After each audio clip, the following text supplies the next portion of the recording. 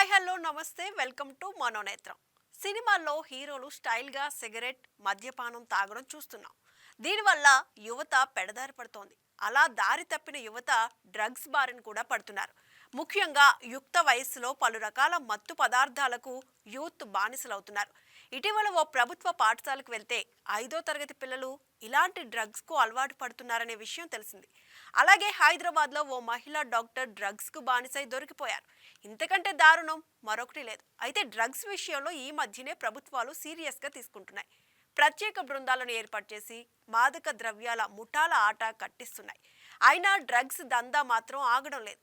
తెలుసో తెలియకో డ్రగ్స్కు కొందరు బానిసలవుతున్నారు. ఆ తర్వాత బయటికి రాలేకపోతున్నారు. అలాంటి వారి కోసం, వారి తల్లిదండ్రుల కోసం మన మనోనేత్రం కార్యక్రమానికి psychologist doctor M Shravani Krishna వచ్చారు. వారిని అడిగి డ్రగ్స్ వల్ల వచ్చే అనర్థాలు, మాదక ద్రవ్యాలకు బానిసలుగా మారిన వారిని ఎలా బయటకు తీసుకురావాలి, వారికి ఎలాంటి సహాయం అందుతుందో తెలుసుకుందాం. ఎవరికి ఎలాంటి డౌట్స్ ఉన్నా కూడా స్క్రీన్ మీద కనిపిస్తున్న నెంబర్లకు కాల్ చేయండి. నమస్తే మేడం. నమస్తే sir.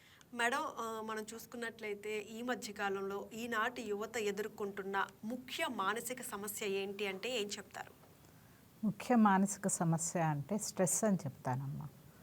Actually this is stress awareness week కూడా వరల్డ్ వైడ్గా నవంబర్ 3rd to 7th.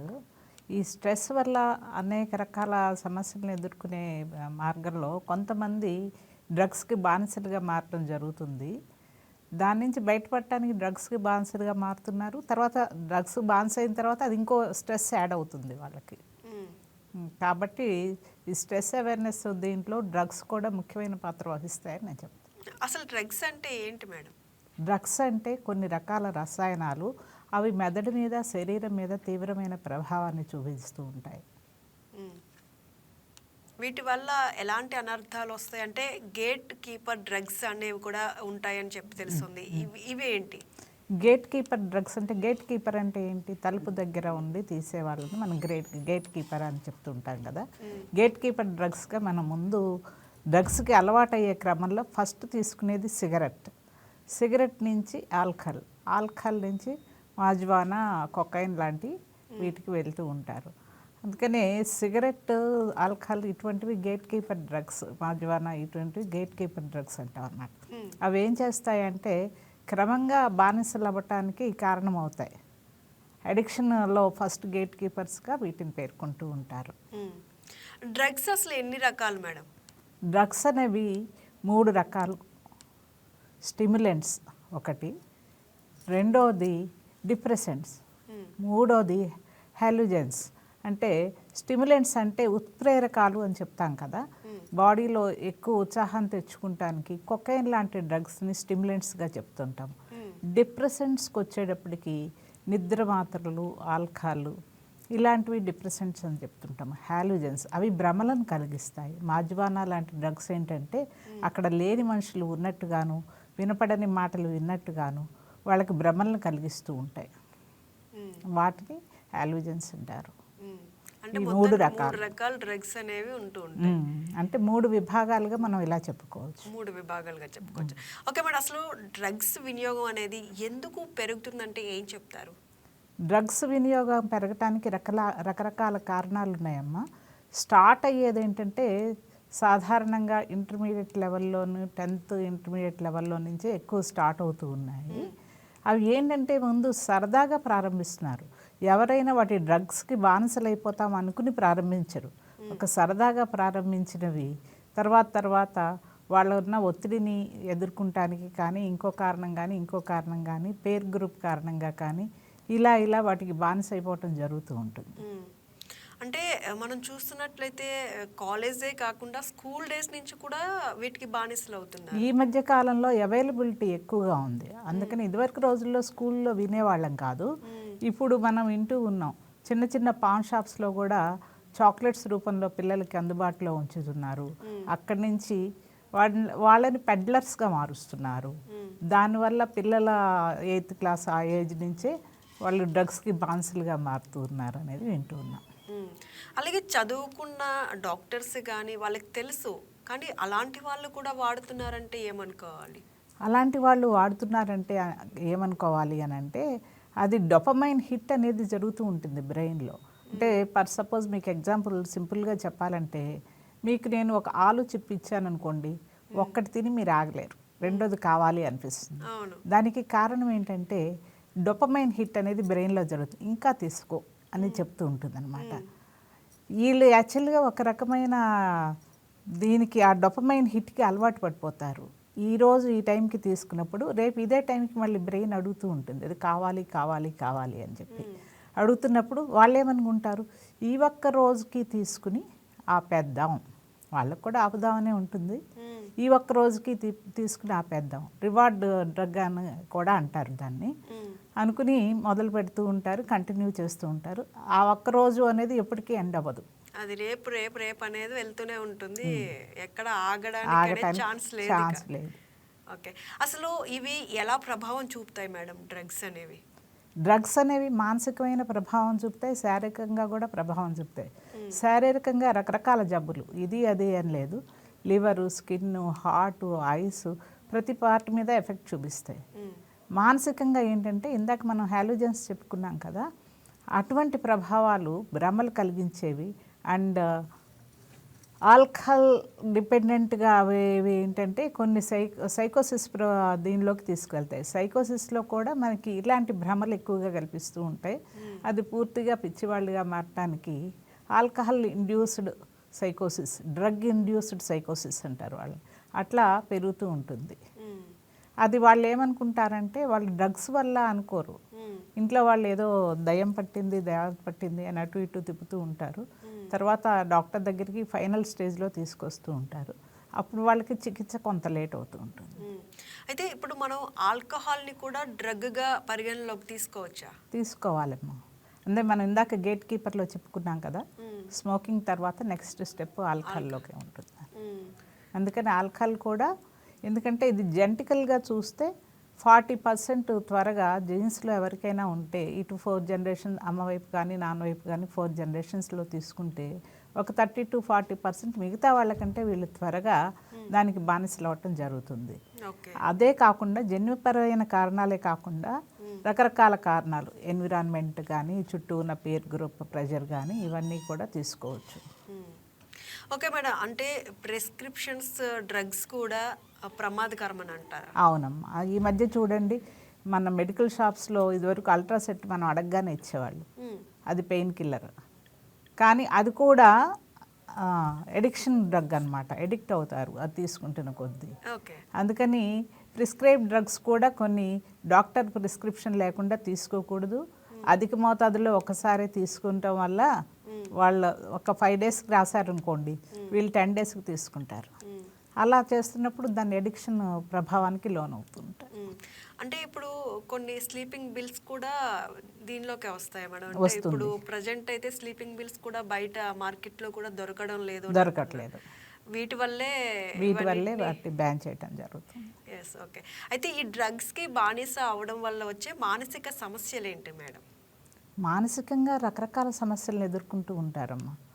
మానసికంగా ఒంటరితనాన్ని ఎదుర్కొంటారు ముందుగా, తర్వాత ఇంట్లో కుటుంబ సభ్యుల మీద అనుమానాలు పెరిగిపోతూ ఉంటాయి, అక్కడ కనపడని మనుషులు కనపడటం, వినపడని సౌండ్లు వినపడటం, అవన్నీ వాళ్ళ మైండ్కి అవి కరెక్ట్ అనిపిస్తాయి, అవి నిజం కాదు అని పక్కనున్న మనలాంటి వాళ్ళు చెప్పినా కూడా వాళ్ళు వినే స్థితిలో ఉండరు, హాలుసినేషన్స్లో ఉంటారు. ఇవన్నీ మానసిక సమస్యల కిందే వస్తాయి. దేని మీద కాన్సన్ట్రేషన్ చేయలేరు. మనం ఇందాక చెప్పుకున్నట్టు దానిలోంచి బయటకు వద్దామని వాళ్ళకి ఉంటుంది, రాలేరు. ఇవన్నీ సమస్యలు, మానసిక సమస్యలుగానే చూడాలి. అంటే ఈ సైకాలజిస్టులు ఈ విషయంలో ఎలాంటి సహాయం చేయగలుగుతారు? సైకాలజిస్టులు వాళ్ళ దగ్గరికి తీసుకొచ్చినప్పుడు వాళ్ళు ఏ స్టేట్లో ఉన్నారు, బాగా సివియర్గా ఉన్నప్పుడు కొన్నిసార్లు సైకియాట్రిస్టుల దగ్గరికి వెళ్ళాల్సిన అవసరం ఉంటుంది. ఇందాక మనం అనుకున్నట్టు మానసికమైన చికిత్స అవసరం కొన్ని చోట్ల ఉంటుంది, కొన్ని చోట్ల కౌన్సిలింగ్స్తో తగ్గొచ్చు. వాళ్ళు ఏ స్థితిలో ఉన్నారు అనేది వీళ్ళు అంచనా వేయగలుగుతారు. దాన్ని బట్టి మూల కారణం ఏంటో కనుక్కొని దానికి తగ్గట్టుగా వీళ్ళు సిబిటి లాంటి థెరపీస్ అందించడం జరుగుతుంది. కాగ్నిటివ్ బిహేవియర్ థెరపీ అని చెప్తుంటాం. అటువంటి థెరపీస్ ద్వారా వీళ్ళు వాళ్ళని బయటికి తీసుకురావడానికి వీలవుతుంది. ఓకే.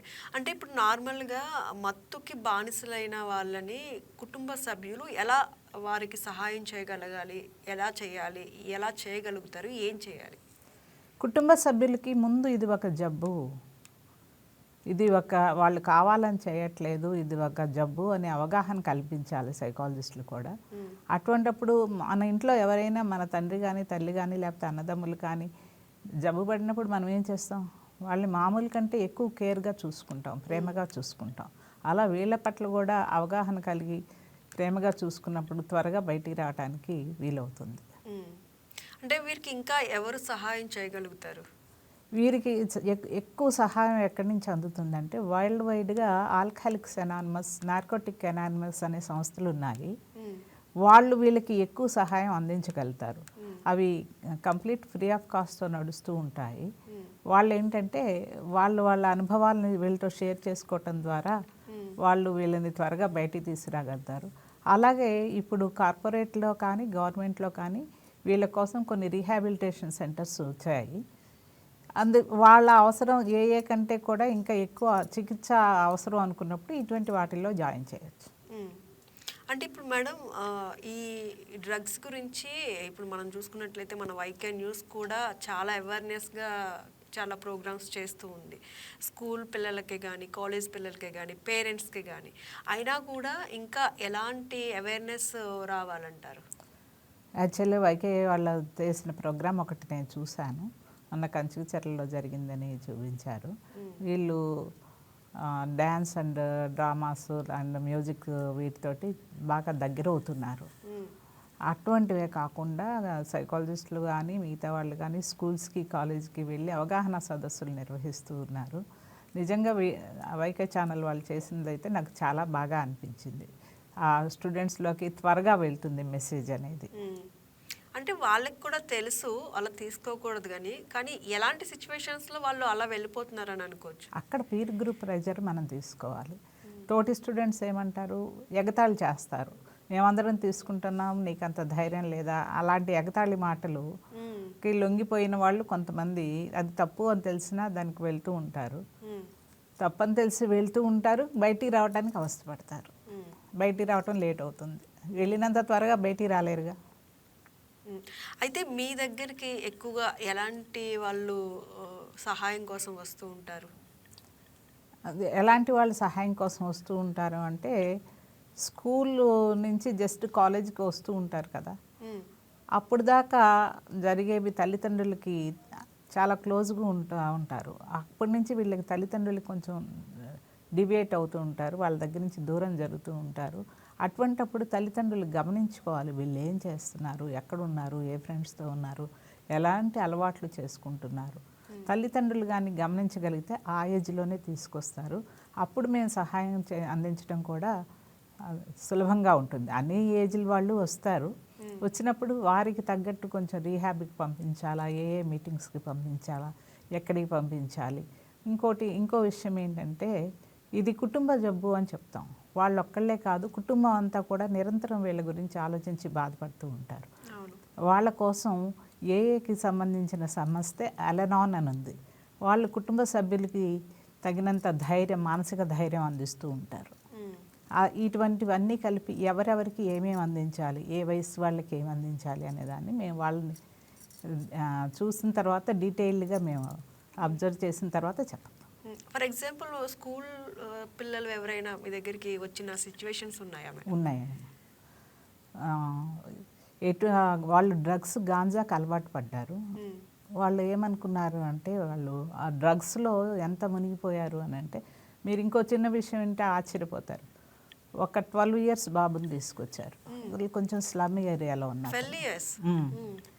స్కూల్కి వెళ్ళట్లేదు అనేది స్కూల్ నుంచి కంప్లైంట్ వచ్చాక వీళ్ళకి అర్థమైంది. ఏం చేస్తున్నాడంటే రోజంతా కొండ మీద కూర్చుని అడసివ్ స్మెల్ చూస్తున్నాడు. అడసివ్స్ అంటే మళ్ళీ మేము పేరు చెప్పకూడదు ఇక్కడ. వాటిని స్మెల్ చూస్తూ ఉన్నాడు. అది కూడా ఒక ఎడిక్షన్, పొద్దున్నుంచి రాత్రి వరకు. కొంతమంది పెట్రోల్ స్మెల్కి అడిక్ట్ అవుతారు, కొంతమంది నెయిల్ పాలిష్ స్మెల్కి అడిక్ట్ అవుతారు, కొంతమంది ఇట్లా గాంజా మెల్లిమెల్లిగా అంటే గేట్ కీపర్ లాగా ఉంటే నెక్స్ట్ గాంజా లాంటి వాటికి వెళ్తుంటారు. గాంజా తీసుకున్న ఒక పిల్లవాడు వాడిని ఏ దశలో తీసుకొచ్చారంటే వాడికి మనుషులందరూ లిల్లీ పుట్స్ లాగా తన చెవుల్లో ఈ చెవులో నుంచి వెళ్ళి ఈ చెవులో నుంచి బయటకు వస్తున్నారు. అలా కనిపిస్తుంది. నిజం కాదు అని చెప్తుంటే నిజమే, భగవంతుడు నన్ను చాలా పెద్ద స్వరూపంగా మార్చాడు, అందుకనే మనుషులు ఈ చెవుల్లోంచి దూరి ఈ చెవుల్లోంచి బయటకు వస్తున్నారు అని చెప్తున్నాడు. అంటే పూర్తిగా సైకోసిస్లోకి వెళ్ళిపోయాడు, ఉన్మాదంలోకి వెళ్ళిపోయాడు ఈ డ్రగ్స్ తీసుకెళ్ళి. అతని వయసు అప్పటికి కేవలం 17 సంవత్సరాలే. అతను 2-3 ఇయర్స్ నుంచి ఈ డ్రగ్స్లో ఉన్న విషయం తల్లిదండ్రులు ఈ స్టేజ్కి వచ్చే వరకు కనిపెట్టలేకపోయారు. అప్పుడు తీసుకొచ్చినప్పుడు ఎన్ని రోజుల నుంచి అనేది కొన్ని డ్రగ్స్, కొన్ని బ్లడ్ టెస్ట్లు కానీ యూరిన్ టెస్ట్ కానీ చేస్తున్నప్పుడు వాళ్ళు ఏ రకాల మాదక ద్రవ్యాలు వాడుతున్నారు అనేది కూడా తెలుస్తుంది. దాన్ని బట్టి మానసిక వైద్యులు చికిత్స అందిస్తూ ఉంటారు. వాళ్ళకి కావాల్సిన థెరపీస్ అండ్ కౌన్సిలింగ్స్ మేము అందిస్తూ ఉంటాం. ఇప్పుడు ఆ బాబుకి నయం అంటే కొంచెం ఆపాడా డ్రగ్స్ తీసుకోవడం, ఇంకా లేదు వినట్లేదు మాట అన్నట్టు ఏమైనా ఇంకా జరుగుతుందా? ఆపాడు, కాకపోతే అందరికంటే కొంచెం ఎక్కువ సమయం అతనికి కేటాయించాల్సి వచ్చింది. చిన్న ఏజ్ నుంచే అలవాటు అయ్యింది కాబట్టి అని అనుకోవచ్చు. అంటే ఇప్పుడు మీరు చెప్పారు పెట్రోల్ స్మెల్ చూస్తారు కొంతమంది నెయిల్ పాలిష్ స్మెల్కి అడిక్ట్ అవుతారు. అంటే ఇలా అడిక్ట్ అయ్యే వాళ్ళు అందరూ ఉన్నారు, కొంతమందికి ఏదో ఒక స్మెల్ అలా అడిక్ట్ అయ్యే వాళ్ళు ఎక్కువగా డ్రగ్స్ వైపు వెళ్ళే ఛాన్స్ ఉంటుంది. మనం ఇందాక చెప్పుకున్నాం కదా, జీన్స్లో ఉన్న వాళ్ళు త్వరగా ఇటువంటి ఎడిక్షన్స్కి లోన్ అవుతూ ఉంటారు. జీన్స్లో ఫాదర్ కానీ మేనమామలు కానీ తాతలు కానీ ఎవరికైనా ఈ ఎడిక్షన్స్ ఇది ఉన్నప్పుడు వీళ్ళకి కూడా త్వరగా వచ్చే అవకాశం ఉంటుంది. అంటే సాధారణంగా లేడీస్ నుంచి కూడా రావచ్చు, కాకపోతే మన సొసైటీలో లేడీస్ ఆల్కహాలిక్స్ గాను డ్రగ్స్ అడిక్ట్స్ గాను ఉండటం తక్కువ కాబట్టి ఎవరు ఉంది అనుకున్నప్పుడు ఈ మేనమామలో నాన్నలో బాబాయ్లో ఎవరో చెప్తూ ఉంటారు. మీరు చూసే దాన్ని బట్టి ఎక్కువగా ఎలాంటి వాళ్ళు ఎడిక్ట్ అవుతున్నారు? అంటే జెంట్స్ ఎడిక్ట్ అవుతున్నారా, లేడీస్ ఎడిక్ట్ అవుతున్నారా, పిల్లల ఎలాంటి వాళ్ళు ఎక్కువగా మీరు చూసినంతలో మీరు అనుకునే? యువత అంటే అక్కడ మేల్ అండ్ ఫీమేల్ రెండు తీసుకోవచ్చు. ఇదివరకు మేల్ పాపులేషన్లో ఎక్కువగా కనిపించేది, ఇప్పుడు ఫీమేల్ పాపులేషన్ కూడా కనిపిస్తూ ఉంది. ఫీమేల్ పాపులేషన్లో మన విజయవాడ లాంటి సిటీ చిన్న సిటీ కాబట్టి కొంత తక్కువగా అనిపించవచ్చు, మిగతా సిటీస్లో ఎక్కువే ఉంది. ఇక్కడ కూడా క్రమంగా పెరుగుతుంది, పబ్ కల్చర్ ఇక్కడ కూడా స్టార్ట్ అయింది కాబట్టి ఇక్కడ కూడా క్రమంగా ఫీమేల్లో కూడా పెరుగుతుంది. ఎక్కువ యువత అని చెప్పవచ్చు. అంటే ఇప్పుడు ఈ డ్రగ్స్కి బానిసలైన వాళ్ళు ఎక్కువగా ఎటువైపుకి వెళ్ళే ఛాన్స్ ఉంది? అంటే ఈ డ్రగ్స్ తీసుకోవాలనే ఆరాటంలో ఏం పనులు చేసే అవకాశం ఎక్కువగా కనిపిస్తుంది? డ్రగ్స్ తీసుకున్నప్పుడు ఏమవుతుందంటే కొన్ని రోజులకి వీళ్ళు ఫైనాన్షియల్ స్టెబిలిటీ ఉండదు కదా, దొంగతనానికి వెళ్ళొచ్చు, దౌర్జన్యాలకు వెళ్ళొచ్చు, ఈవెన్ సూసైడ్ చేసుకునే అవకాశాలు ఎక్కువగా ఉంటాయి. సూసైడ్ చేసుకునే వాళ్ళకి అందులోంచి బయటికి రావాలని ఉంటుంది, బయటికి రావడానికి మార్గం తెలియదు కాబట్టి సూసైడ్ చేసుకోవడానికి వాళ్ళ ప్రయత్నాలు ఎక్కువ జరుగుతూ ఉంటాయి. ఓకే మేడం, వీటికి ప్రభుత్వం ఏ సహాయం అందిస్తుందని అనుకుంటున్నారు? ప్రభుత్వం తరఫున కూడా సహాయం అందిస్తుందమ్మా. వాళ్ళు కూడా గవర్నమెంట్ హాస్పిటల్లో అక్కడ డీఅడిక్షన్ సెంటర్స్ ఏర్పాటు చేస్తున్నారు. అట్లా నషాముక్త మొదలైనవి పెట్టి ఇవన్నీ హెల్ప్ చేస్తూ ఉన్నారు. కానీ మన వాళ్ళకి సరైన అవగాహన ఉండట్లా ప్రజల్లో దాని గురించి. అండ్ ఇంకో చిన్న చూపు, గవర్నమెంట్ హాస్పిటల్లో అంటే గవర్నమెంట్ హాస్పిటల్కి వెళ్తే ఏం బాగవుతుంది అన్న చిన్న చూపు తప్ప వీళ్ళని బాగు చేసుకోవాలి అనే ఆరాటం కంటే ఆ చిన్న చూపు ఎక్కువగా ఉంది. ఓకే, అంటే ఇప్పుడు ఈ స్కూల్స్లో కానీ కాలేజెస్లో కానీ సైకాలజిస్ట్ అవసరం ఎంతవరకు ఉందని అంటారు? 100% ఉందండి. ఇప్పుడు ప్రతి ఒక్కళ్ళకి సైకాలజిస్ట్ అవసరం అనేది ఇప్పుడిప్పుడే మన సొసైటీలో అర్థమవుతూ ఉంది. ఎందుకంటే ఇదివరకు కంటే ఇప్పుడు పిల్లల్లో మానసిక సమస్యలు పెరుగుతూ ఉన్నాయి. దానికి ఒక ముఖ్య కారణం ఏంటంటే ఫోన్ ఎడిక్షన్. ఈ ఎడిక్షన్స్లో మొదట చెప్పుకోవాల్సింది గేట్ కీపర్. ఇప్పుడు ఇదే చెప్పుకోవాలేమో మనం. ఇక్కడి నుంచే మొదలెట్టుతున్నారు కాబట్టి వాళ్ళకి అన్నీ అందులో ఈజీగా అవైలబుల్గా ఉంది. డ్రగ్స్ ఎలా తీసుకోవాలో తెలుసు, స్మోక్ ఎలా చేయాలో తెలుసు, ఇంకా పార్న్ ఎడిక్షన్ అన్నీ అందులోనే కనిపిస్తున్నాయి వాళ్ళకి. వాటిలోంచి ఎలా బయటపడాలి, అసలు వాళ్ళు ఏ పిల్లలు అందులో ఉంటున్నారు అనేది స్కూల్లో ఒక సైకాలజిస్ట్ ఉన్నప్పుడు గ్రహించగలుగుతారు. మేడం, మనతో మాట్లాడడానికి ఒక కాలర్ ఉన్నారు మేడం, తర్వాత మళ్ళీ మనం మాట్లాడదాం. రవి గారు భీమవరం నుంచి కాలర్ ఉన్నారు. నమస్తే రవి గారు, మీ డౌట్ ఏంటో మేడంని అడగండి. శ్రావణి గారు ఉన్నారు. ఈవినింగ్ మ్యామ్, ఇప్పుడు ఎక్కువ న్యూస్ పేపర్లో టీవీలో ఎక్కువ అంటే స్కూల్ పిల్లలు కూడా డ్రగ్స్ తీసుకుంటున్నారని వస్తున్నాయి కదా మ్యామ్. అవునండి. ఇప్పుడు పేరెంట్స్ ఏం చేస్తే పిల్లలు వాటికి దూరంగా ఉంటారు, అది ఎట్లా చేయాలి ఏమైనా చెప్తారమ్మా? పేరెంట్స్ ముందు వాళ్ళతో ఎక్కువ గడపటం నేర్చుకోవాలండి. వాళ్ళకి సమయం ఉండట్లేదు, పిల్లలకి సమయం ఉండట్లేదు. దాంతో పిల్లలతో గడిపే సమయం తక్కువైపోతున్నట్టు వాళ్ళలో వచ్చిన మార్పులు వీళ్ళు గమనించడం కూడా లేట్ అవుతుంది. ముందు వాళ్ళతో ఎక్కువ సమయం గడుపుతూ ఉన్నప్పుడు వాళ్ళలో ఏమేమి మార్పులు వస్తున్నాయి, స్కూల్ నుంచి కూడా ఏమన్నా రికార్డ్స్ ఉన్నాయా, వాళ్ళు ఏమన్నా రిపోర్ట్స్ ఉన్నాయా వీళ్ళ మీద అనేది అన్నీ గమనించుకున్నప్పుడు త్వరగా వీళ్ళు పిల్లలకు సహాయం అందించగలుగుతారు. ఎస్, థ్యాంక్ యూ రవి గారు. మేడం, మనం మాట్లాడుకుంటున్నాం స్కూల్స్ కాలేజెస్కి ఎంతవరకు సైకాలజిస్ట్ అవసరం అనేది. కంటిన్యూ. మనం మాట్లాడుకున్నాం కదా, చిన్న వయసు నుంచి మొక్కై వంగందే మానై వంగున అని. చిన్న వయసులో వీళ్ళు మానసిక శాస్త్రవేత్తలను కలిసినప్పుడు త్వరగా వీళ్ళు అందులోంచి వాళ్ళ దుర్వ్యసనాల్లోంచి బయటకు వచ్చే అవకాశం ఉంటుంది. అట్లాగే చదువులో శ్రద్ధ లేకపోవటం, చదువులో కూడా రకరకాల ప్రాబ్లమ్స్ ఫేస్ చేస్తుంటారు, డిస్లెక్సియా, డిస్కాల్కులీ ఇట్లాంటివి. అవన్నీ కూడా సైకాలజిస్టులు వీళ్ళకి ఈ ప్రాబ్లం ఉంది, వీళ్ళు చైల్డ్ సైకాలజిస్టులు అవసరమా, ఇంకే రకమైన థెరపీస్ కావాలి అనేది వాళ్ళు గ్రహించగలుగుతారు. తల్లిదండ్రులకు సలహా ఇవ్వగలుగుతారు, సహాయం అందించగలుగుతారు. అంటే ఇప్పుడు మనకి రవి గారు కూడా అడిగారు తల్లిదండ్రులు ఎలాంటి జాగ్రత్తలు తీసుకోవాలని. మీ దగ్గరికి ఎవరైనా పిల్లల్ని వచ్చినప్పుడు డ్రగ్స్కి బానిసలైన పిల్లల్ని వాళ్ళ తల్లిదండ్రులు తీసుకొచ్చినప్పుడు వాళ్ళ తల్లిదండ్రులకు కూడా కౌన్సిలింగ్ ఇస్తారు? తప్పకుండా వాళ్ళకి ఇవ్వాల్సిన అవసరం, చైల్డ్కి ఎంత ఇవ్వాలో పేరెంట్స్కి కూడా అంత కౌన్సిలింగ్ ఇవ్వాల్సిన అవసరం ఉంది. వాళ్ళకు కూడా కౌన్సిలింగ్ ఇవ్వటం జరుగుతుంది. అంటే ఎలాంటి జాగ్రత్తలు చెప్తారు?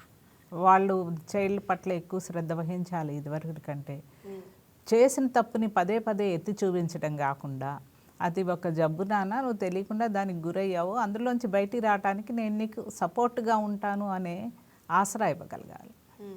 ఇచ్చినప్పుడు ఆ పిల్లవాడు తల్లిదండ్రులతో ఏదైనా షేర్ చేసుకుంటానికి రెడీగా ఉంటాడు. అప్పుడు కొంత హెల్ప్ అవుతుంది, కొంత ఎక్కువ హెల్పే అవుతుంది. తల్లిదండ్రులు ప్రెజర్ తగ్గుతుంది తల్లిదండ్రుల నుంచి అతనికి. అట్లాగే టీచర్స్తో కూడా వీళ్ళు మాట్లాడటం జరుగుతుంది. పేరెంట్స్ వాళ్ళు త్వరగా బయటికి రావడానికి అవకాశం. అంటే ఇప్పుడు ఈ పిల్లలు డ్రగ్స్కి బానిసలు అవుతున్నారు అంటే వాళ్ళకి డబ్బులు కావాలి ఖచ్చితంగా స్టార్ట్ చేయాలంటే. అంటే పేరెంట్స్ వాళ్ళకి ఇచ్చే ఫ్రీడమ్ వల్లే వాళ్ళకి ఎక్కువ మనీ ఇవ్వడం, వాళ్ళకి ఇచ్చే ఫ్రీడంలోనే ఏమైనా జాగ్రత్తలు తీసుకోవాలంటారు? తప్పకుండా తీసుకోవాలి. ఫ్రీడంలో జాగ్రత్తలు తీసుకోవటం పాటు మీరు ఎంత పాకెట్ మనీ ఇస్తున్నారో దాన్ని వాళ్ళకి ఎలా ఖర్చు పెడుతున్నారు అనేది కూడా మళ్ళీ వీళ్ళకి చెప్పాల్సిన అవసరం ఉంటుంది అనేది వాళ్ళు నొక్కి చెప్పే ఇవ్వాలి. అప్పుడు కొంత తప్పని చెప్పట్లేదు, పాకెట్ మనీ ఇవ్వకపోతే ఇంకో చోట తీసుకుంటారు వాళ్ళు. ఇక్కడ కూడా పేరెంట్స్ డబ్బులు ఇవ్వకపోతే దొంగతనాలో, దౌర్జన్యాలో, ఇంకో రకంగానో ఎప్పుడైతే వీటికి బానిసలు అయ్యారో వాళ్ళు ఒక్కొక్క స్టెప్ అలా దిగజారిపోతూ ఉంటారు. కాకపోతే మన సొసైటీలో ఎక్కువ మంది తల్లిదండ్రులు ఏంటంటే ధృతరాష్ట్రులు, గాంధారులు. కాబట్టి మా పిల్లలు ఏమీ చేయట్లేదు అని కళ్ళు మూసుకుంటారు, ఎదుటి వాళ్ళ పిల్లలదే తప్పు. అప్పుడు వీళ్ళు ఎడిక్షన్కి లోనైనా కూడా స్నేహితుల వల్లే అన్న మాట ముందు వస్తుంది. అట్లాగే ఎదుటి స్నేహితుడి తల్లిదండ్రులు ఏమంటారు, స్నేహితుల వల్లే అని వస్తుంది. ఇలా ఒకళ్ళనొకళ్ళు వేలెత్తి చూపించుకోవటం కాకుండా సమస్య ఎక్కడ ఉందో చూసుకుని దాని మూలాల నుంచి పరిష్కరించుకోవాల్సిన అవసరం అయితే ఉంది. అంటే కొంతమంది ఒంటరిగా ఫీల్ అవుతూ ఉంటారు, స్ట్రెస్ ఎక్కువ ఉంటుంది. అలాగే కొంతమంది ఏంటంటే ఎవరు ఏమైపోయినా పట్టించుకునే స్థితిలో ఉండరు. అలాంటి వాళ్ళే ఎక్కువగా డ్రగ్స్కి బానిసలు అయ్యే అవకాశం ఉందంటారు. వాళ్ళకున్న బాధలు అవి చెప్తూ ఉంటారు, ఏవో ఒకటి చెప్తూ ఉంటారు, అది ఎలా అయింది, కానీ ఎక్కువగా ఊహించేసుకుని బాధపడుతూ ఉంటారేమో అని అనుకోవచ్చా? అవును, తప్పకుండా. బాధలు లేని మనిషి, నీడ లేని మనిషి ఇక్కడ ఎవరైనా ఉన్నారా? ప్రతి ఒక్కళ్ళకి వారి కష్టాలు వాళ్ళ లెవెల్లో వాళ్ళకి ఉంటాయి. దానికి అది పరిష్కారం కాదు. ముందులో ఒక బాధ కోసమో దేనికోసమో దాని వైపు వెళ్ళినా తర్వాత వాళ్ళకి తెలుసు దానికి అది పరిష్కారం కాదు అని. నెపం మాత్రం డ్రగ్స్ పైన చూపిస్తుంది. ఓకే, ఫైనల్గా అసలు ఈ డ్రగ్స్ బారిన పడకుండా ఉండాలంటే మన పాత్ర ఏంటి అంటే ఏం చెప్తారు? మన పాత్ర సమాజంలో ప్రతి ఒక్కళ్ళకి ఈ విషయంలో సమాన పాత్రే ఉందని నేను అనుకుంటున్నా. కేవలం ప్రభుత్వంని నిందించడం, ప్రభుత్వం మీద వేయటం కాకుండా సమాజంలో ఎక్కడెక్కడ జరుగుతుంది, ఏమేమి జరుగుతుంది అని అవగాహన ప్రతి ఒక్కరికి ఉండాలి. తల్లిదండ్రులకి ఉండాలి, సమాజంలో పౌరులకి ఉండాలి, ఈవెన్ స్టూడెంట్స్కి కూడా ఉండాలి. అందుకనే మీ వైకే ఛానల్ ద్వారా వచ్చిన డ్యాన్స్ ప్రోగ్రామ్ లాంటివి బాగా అట్రాక్ట్ చేసినప్పుడు ముందు మనం బీజం వేద్దాం, తర్వాత మొక్కలు అదే మలుస్తాయి. వాళ్ళందరికీ అవేర్నెస్ కలిగించినట్టు అవుతుంది. దాని ద్వారా వీటికి దూరంగా ఉండటం జరుగుతుంది. Yes, thank you so much madam. అంటే డ్రగ్స్ బారిన పడకుండా ఉండడానికి తల్లిదండ్రులు ఏం చేయాలి, అలాగే డ్రగ్స్ బారిన పడిన పిల్లల్ని తల్లిదండ్రులు ఎలా చూసుకోవాలి, అసలు డ్రగ్స్ అంటే ఏంటి, డ్రగ్స్ పాత్ర ఏంటి అనేది చాలా చక్కగా తెలియజేశారు. Thank you so much. Okay. చూసారు కదండి, ఇది ఈనాటి మనోనేత్రం కార్యక్రమం. మళ్ళీ కలుసుకుందాం. నమస్తే.